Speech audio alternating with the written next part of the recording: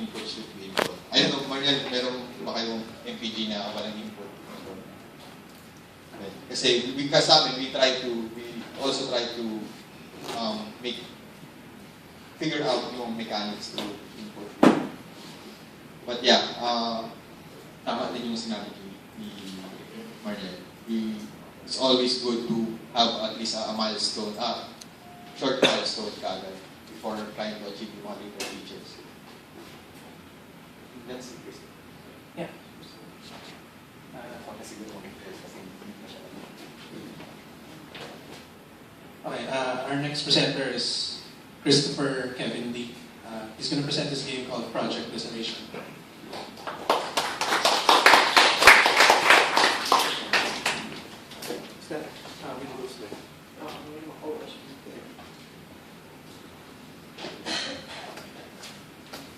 While Christopher's setting up, I'd like to thank you all again for coming. Medyo malaki na yung group natin. Hindi namin actually na-expect na ito karami pupunta. But that's all good. And I think... Good. So, 4:30. merong pakain si Ferdy. Yay! Order siya ng pizza for us. Mamaya na yung sinila. Medyo ba? Okay, so thank you again sa pagpunta. Like I said earlier, for those na wala kanina, we're trying to make a couple of talks or a series of talks with regards to software architecture. At least yun yung first topic natin na gusto namin matakot. We based our topics on mga questions na nakuha namin sa Unity groups. Okay? So is everyone here na kasama ko sa group or meron bang na-invite na hindi kasama sa group? Okay lang. Okay, so yun, based on mga questions na na-ask ko sa group, we saw that there's a need actually to discuss yung basically mga core principles when it comes to game design. And I think yung mga questions were more inclined sa optimization, software architecture, how to design yung ganitong game or how to structure yung ganitong game.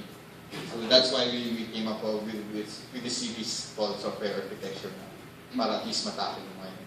And then we're looking at discussing other topics like Facebook integration, mobile, building for mobile, connecting to backend services. Also, we're thinking of maybe doing some non-Unity talks, not really geared toward Unity, but medyo related naman sa games. So, mga game design topics and how to probably, maybe we could connect that to Unity. Ako, I'm interested in monetization, analytics. So, yun. Sa mga projects namin, I make it a point na we add mga ganun, mga analytics and how to actually monetize yung game. And since we're using Unity, it's always good na makita natin paano yung best methods so far na na-try namin on monetization and analytics. Okay, so ikaw actually kilala si Christopher. I-introduce siya ni Ferdy. And I thank you again for coming. May mga educators dito, may mga indie developers, may mga galing sa iba't ibang studio. Marami dito hindi ko kilala. But thank you again. So, let's wait na lang for the pizza. I mean, the talk. Hi, Maki. Thank you. I guess part of this is somewhat related to our architectural thing. One of the things that since we actually started looking into Mars before back in school, and one of the major problems we have with working as a team is how there's a lot of our binary files that became versions or and multiply at the same time. And right now, I'm actually involved in something more like an enterprise application, not really a game, but just the game engine. And some PHP, like in all places, working together, like anything that you've ever seen at the same time, or any particular file, which is something that we're struggling with because it's binary. It's sometimes when somebody modifies something, and then it reverts the change to the other person. So I I guess the core of my question of inquiry is how do you work with it? How do you deal with that? Because you have something, at least like the later versions now, that would allow you to really merge and change, because you need to be able to handle things as you would any other text source file or whatever. Like I say, in that environment, it's binary, you can't version compare, merge. And one of the things that I was reminded of, going back to some old Galveston article, was that, when you're making a game, you're not really making a system. So for at least for the old school game developers, the whole idea of an architecture for a game doesn't really match or blend well. And usually, you go by the programming suite of things that they're writing just to make it to the deadline.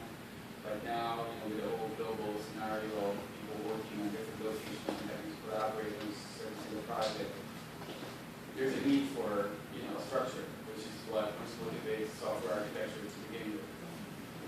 So I guess going back to my question, those intricacies are working with the objects, the prefabs and C's and binaries, and how would you recommend an approach so that for different locations, different time zones, in fact, be able to actually, be able to exchange code models and great changes, and work with actually collaborating something within, the scope of community, which isn't really to the guys. Yeah. I wouldn't know kung best approach siya, but what worked for us siguro. I think yung main problem was always conflicts sa scene. Yun yung naging problem namin. Like when I make a change sa scene, let's say kahit simpleng variable change, and another person, for those who are not familiar with yung team collaboration setup sa version control. So the problem here is when Ferdy and I are working on a project, then I make a change to the scene, tapos yung si Ferdy also makes a change on the scene. Pag nag-save ako ng scene na yun, and then nag-save si Ferdy, na-overwrite yung ginawa ko. So it's always it's been a big issue ever since. But what worked for us actually was to always create prefabs. Actually, sa scene, lahat ng objects sa scene, prefabs. Walang hindi prefab sa scene na yun. So that way, when we're merging, ang nakikitang change would be yung changes sa prefab, not the changes sa scene. So, let's say, we have several classes. Let's say, one game object. If we create yung mga prefab sa game object na yun, any changes dun sa mga classes dun sa game object, ang nakikita ng Unity na nagbago yung prefab, not the scene. So, what we do, para mas madali yung collaboration namin, everything sa scene, we create new prefabs. May mga couple of times na may nababago sa scene, lalabas sa SVN or sa GitHub, whatever version control system you use, merong nabago sa scene file. But, wala, mano-mano sinasabi na lang din namin eh. Ay, may babaguhin ako. So, may mga times na ganun, but to minimize yung mga risk na ganun, na may babaguhin ako, huwag mo nang galawin. Yun, we create prefabs na lang. But sa source code, talaga mangyayari na kailangan nyo mag-source dito. If it comes to yung same file na in-edit. But kung hindi naman, kung ang problem is yung conflict sa scene, prefabs. Yung sa software architecture naman, I think, the main problem na nakita namin ni Ferdy was really design patterns na ginagamit ng mga tao. Kasi, let's say you have a game concept, and then you will think, ano ba yung pinakamagandang system na gawin? Shall we use callbacks, delegates, shall we use messages? So, yung choosing which one to use for a certain game idea, yun yung gusto sana namin matakay for mga design patterns and those. What I heard some people do is sa project nyo, each team member has his own folder inside the whole Unity project na pangalan niya yung folder name niya. And inside those, each folder may sariling scenes, may sariling prefabs. Yung team member na may-ari ng folder na yun, siya lang yung gagamit nung laman ng assets dun sa folder na yun. So, you have one other folder called the main assets. That's the final stuff that you're going to that's your final output. But let's say parang may isa lang kayong parang maintainer na siya yung mag-handle nung like each person's folder. They have their own edits, they have their own prefabs. So there's gonna be a guy who's gonna look into those prefabs that other people made and he's gonna replicate those. So admittedly, it's hassle, but the thing is, Unity never took into consideration the thing about collaboration. Kaya it's really a problem. But as far as I know, Unity Pro, you can use text format for stuff like prefabs and scenes. They use their own, they based it on YAML, yung serialization, yung text data nila. So yeah, have you tried that? We have tried it. It doesn't work all the time. But, you know, it works at some people and acceptable level, but at times it is. Yeah, so yung isang recommendation nga na narinig ko is each team member has his own folder. So start na yung presentation. Good afternoon. I'm Kevin Lee. We're from FEU East Asia College. We're fourth-year game design and development students. So we're going to present you our thesis. The game is entitled Project Desolation. So here is our game poster. So we are Typhoid Games. The lead designer was Calvin Machinata, my friend here. The technical lead is not here. I'm the art lead. Mark Delgado, the test lead, is at the back. So next slide. So what is Project Desolation? So Project Desolation is a 3D hack and slash third-person role-playing game. So yung game namin, para siyang prototype yung gameplay. So ayan, next slide. So, the key game features of our game. So, the game lets the gamers roll against zombies and demons. So, perform chain attacks via quick hotkey. So, yung chain attacks are parang sa Dragon Nest, skill combo. Parang ganun yung in-achieve namin sa laro. So, character customization. So, in-game may skill development kami, character development, items, weapons. So the player can roam freely up to 5 different apocalyptic scenes. So, next slide. So, this is our main character. Well, I won't discuss the story na. So, Alice, the NPC, where Bell gets his quest. So, next slide. Those are NPCs too. So, yeah. The kids, so enemies,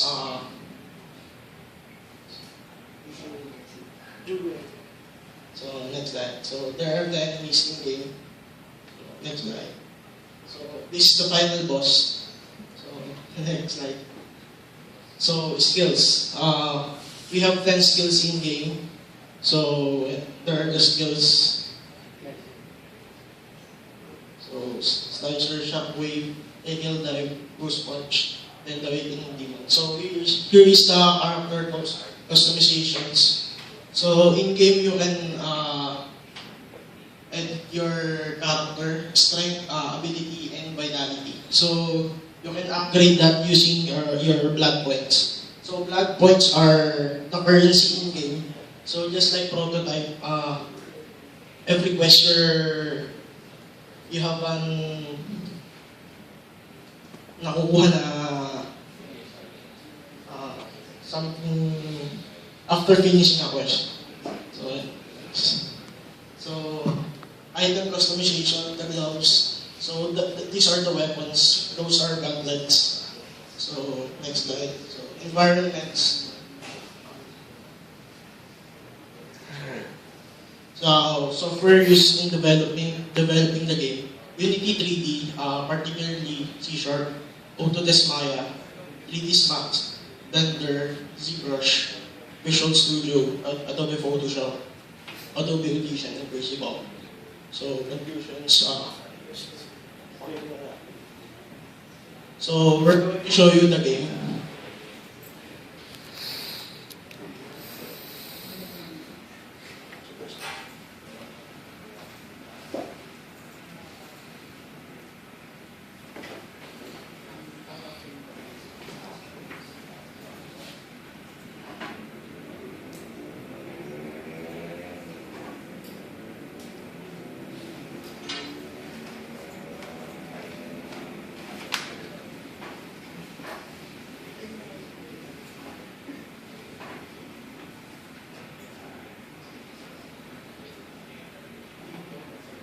So this is the game.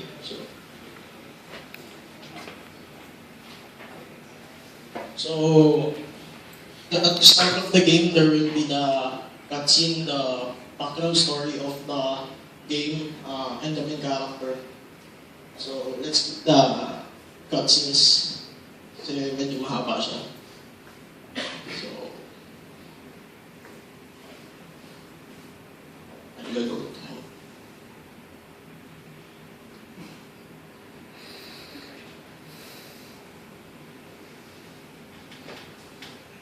So, yeah, this is the tutorial level.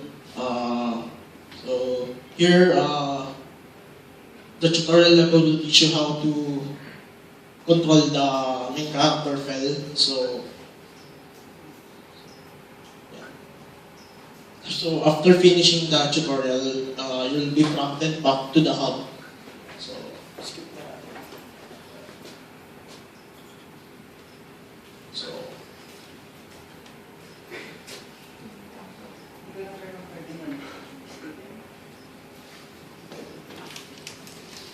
so this is the hub. So the hub will be where you're getting the code.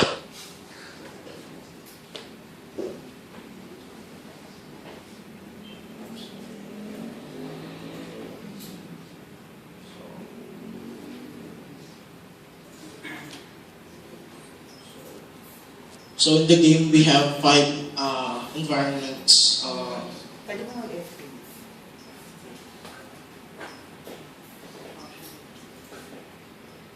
So, sa game, nilagyan muna namin siya ng cheats para hindi siya matagal lawin kasi sobrang tagal mag-farm ng blood points. So, para matapos na rin agad yung laro. So,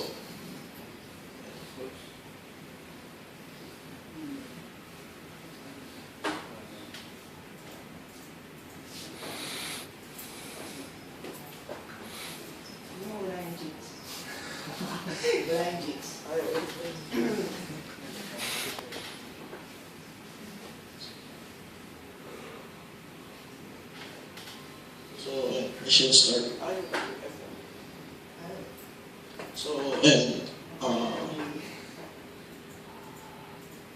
so skill combo, so normal lang. So,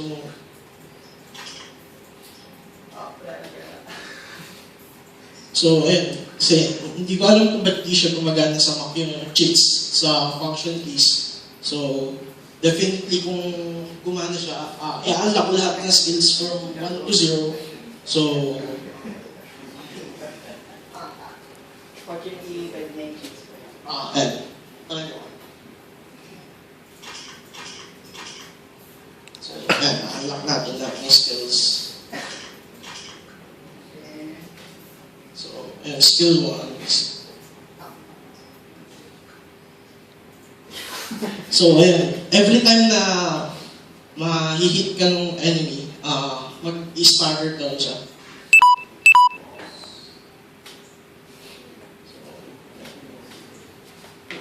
Nabati yan sir. So, Hanggang maubos na. random. 15%.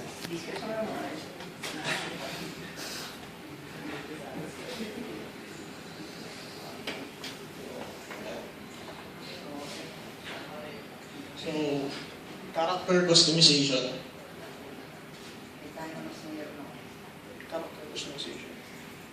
So, character customization, yung ability ng strength, sa strength, pwede siya i-upgrade. Vitality, so lumalaki yung health points niya. So, costumes,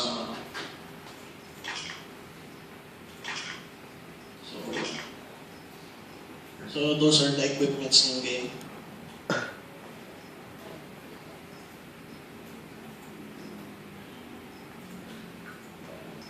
So, yung pinaka-part ng dito. So, nag-take kami ng quest. So, so ayan, sobrang lag niya kasi sobrang daming nakaspawn na enemies dun sa mismong scene.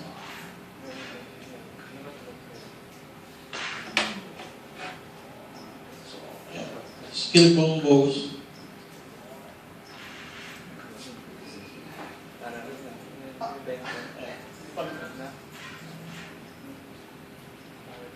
Gusto mo ba ganun?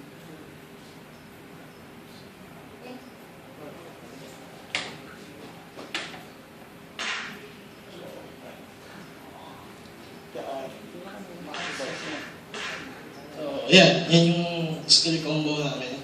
Naglalag siya kasi sobrang dami namin ini-spawn na prefabs dun sa scene. So, ayan. So, dun sa development, may isa lang kaming problema na hindi na-solve. Yung sa pag on-ground, sa vertices, hindi siya bumababa. So, yung animation nasisira. Yun lang. Parang hindi na nangyari dito.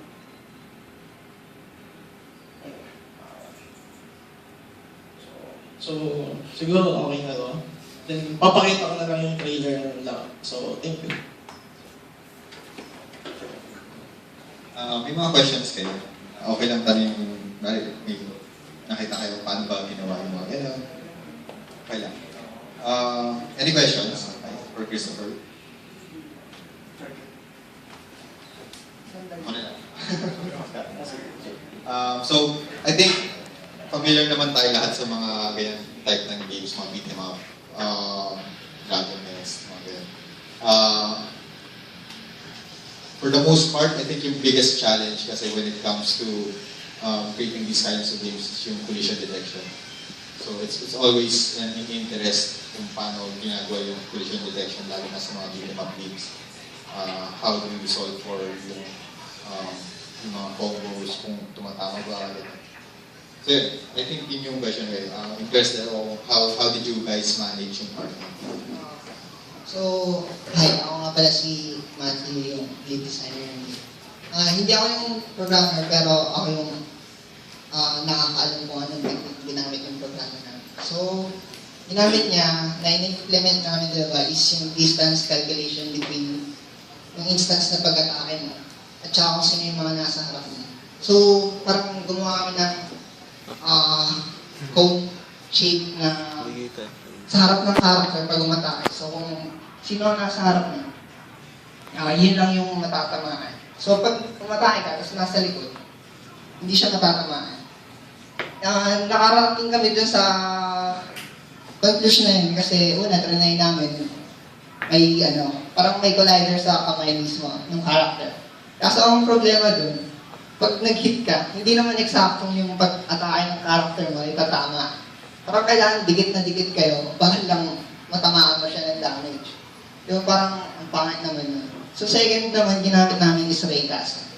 So pag raycast, parang same lang yung concept ng ginamit namin collider sa kamay. So parang hindi pa rin yung tamang solution. So hanggang nakarating kami dun sa, yun nga, distance calculation yung nasa harap namin. So yun yung basic. Then sa skill naman, pag sa skills, iniiba-iba lang namin yung shape ng cone na ginamit namin. Merong circle, merong vertical line. So mga ganun lang. Tsaka yung size ng cone na yun, iniiba-iba lang rin namin. So yun lang. Any other question? Ano katagal. Ano ka talaga? So, gaano katagal? Sa school kasi, since Tryson kami, 3 months for planning, 3 months for development. So, medyo dinaya namin yun. Kasi ang hirap talaga pag gagawin mo 3 months, doon ka lang mag-model, doon ka lang mag-animate, doon ka lang magpo-program, and stuff. So, bali, habang nag-develop pa na kami, habang nagpa-plano pa na kami, yung pinaplano namin, minimodel na rin namin. So, sa bali, sa 3 months na yun, doon na kami mismo nag-program. Kinumpare na namin lahat ng assets namin. Then, lahat ng animations. Parang naging So, any other questions? Bugs? Siyempre, hindi ko sasabihin kung ano mga bugs ng game namin. Sa story, hindi rin. Ano yung biggest challenge na encounter sa Unity? So, biggest challenge na na-encounter namin sa Unity, siguro, yun, yung pag-connecta ng animation dun sa character. Kung ano yung animation na ita-terminate pag umatake siya, pag tinamaan siya ng enemy. So, medyo parang buhol-buhol yung codes namin dun pag nakita niya. Lagkit-tig na. So, yun, medyo dun lang kami. Tapos, kung sa technical part naman ng Unity, meron kaming isang hindi namin masolve na problem. Minsan kasi, pag nilalaro mo yung game namin, may instance na biglang tumataas yung memory usage niya for one instance lang na sobrang taas na nagka-crash yung game. So parang ganun, hindi namin masolve yun. Hindi ko alam kung Unity part yun o sa PC. Pero since trinay namin sa iba't ibang PC hanggang sa napaka-high-end ng PC, pero nangyayari pa rin yun. So hanggang hindi pa namin masosolve. Any other question?